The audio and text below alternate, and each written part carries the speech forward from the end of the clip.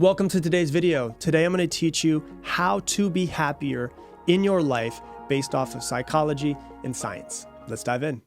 Today, I'm going to be teaching you about the psychology of happiness and how to be happier.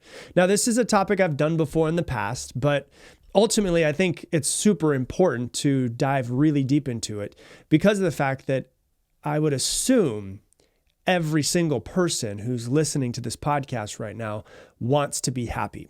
If you were to look at your entire life, wouldn't it be nice to live the rest of your life happier, more content, more peaceful, with more gratitude? Probably. And the thing that I want you to understand about happiness is everyone wants a state of mind of happiness, but how do you get there? If I asked anybody on the street, would you want to be happy? They'd say, yeah. Well, how the hell do you get there? Because when you look at happiness, defining happiness is not really like a one size fits all type of thing.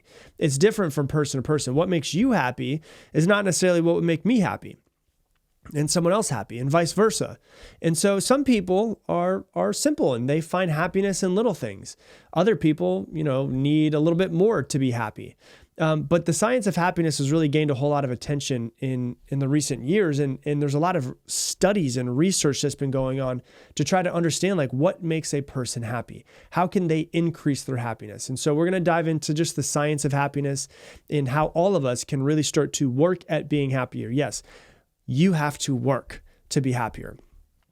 When you look at happiness, though, it really makes you take a step back and think to yourself, what is happiness? And happiness is defined as a subjective state of mind. The key word of that is subjective, right? So yes, you can feel joy and satisfaction and contentment and gratitude, but it is all subjective, which means that you can make yourself happy at any moment. Now, this phrase, when I post it on social media and reels, pisses people off. Because they're like, well, you don't know my fucking life. How are you going to tell me that I can just be happy at any moment? And I'm like, that's basing everything off the external. Happiness is not, hey, when my life is the way that I want it to be, then I'll be happy. Happiness is I will be happy no matter what happens in my life. And so it's important for us to really start to think about how can I be happier? Because happier people, they have better relationships, they have less stress, and they're actually, interestingly enough, more resilient when they face adversity. I'm going to say the most cliche thing that you could possibly say nowadays because everybody freaking says it. And now I feel like it's because everybody says I think everyone says it because it is important, but it just seems so corny at this point, is to practice gratitude. It really actually works. I promise you this. When you wake up in the morning and you practice and set your mind to, I'm going to be grateful no matter what happens to me. I'm going to look around and find the stuff that's happening to me that's good, that I love, the people that I love. It works. And there's science and there's studies that show it. It's one of the simplest, most effective ways to increase your happiness is to look around you and to focus on the things that you have and feel grateful for those things. I've always heard the phrase, happiness is not getting what you want, but it's wanting what you already have. And seeing the things you already have and saying, damn, this is all that I've wanted. All of this is great. Now, you could still be motivated and want to achieve more, but can you do that from a place of gratitude immediately? So how do you actually do this? And first off, is there any science behind it? Is there any studies behind it?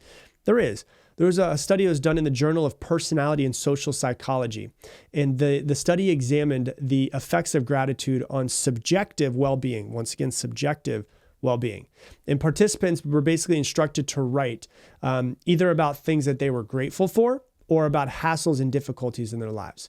And results showed that those who wrote about gratitude reported higher levels of subjective well-being. So the ones that focus on things they were grateful for actually had higher levels of subjective well-being.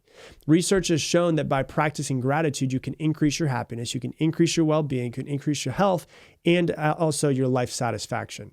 So the thing that researchers recommend is to keep a gratitude journal, to wake up every single day and just write down a few things that you're grateful for. Early in the morning when you're able to set your reticular activating system. Because if you don't know, your reticular activating system is basically the bouncer at the door of what information comes into your brain. And so if you decide, I'm going to stop being negative, because if you're negative and you're focusing on negative stuff, you're going to find all of the things in your life to be negative about. But if you wake up in the morning, you say, I'm going to set the bouncer at the door and I'm going to concentrate on what I'm grateful for, your brain will start to notice throughout the day more things to be grateful for that you've probably been missing. And so you're going to write down 3 things that you're grateful for every single day. And they don't have to be huge things, right? It doesn't have to be like, oh, I'm, incredibly successful, or I have, a 6-pack or whatever it might be. It doesn't have to be big things. I have a multi-billion-dollar business. It doesn't have to be any of those things. It could be a sunset. It could be a kind gesture of your friend and what they did for you yesterday. It could be larger things like a meaningful relationship, a fulfilling career. It could be the health of your family. It could be that, hey, the sun decided to come out today. It's been raining the past few days.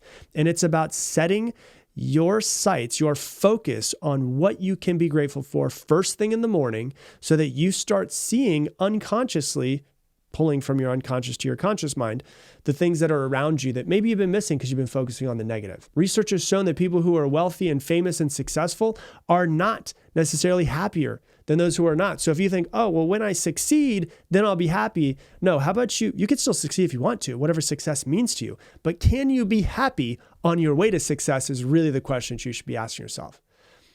Because research has found that happiness is often a result of your internal state, not your external factors. So how can you start to work on your happiness immediately? So that's what I got for you for today's episode. If you love this podcast, I actually want to announce something really special. I am about to launch something called Mindset Mentor Plus.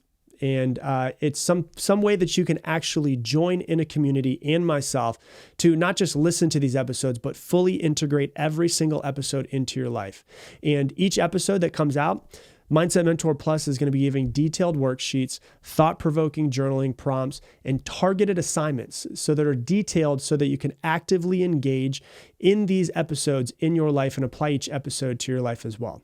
So that you're not just like hearing the message and passively letting it go from one ear to the other, but actually implementing it and actively using the episodes in your life to dive deeper and truly absorb every single topic.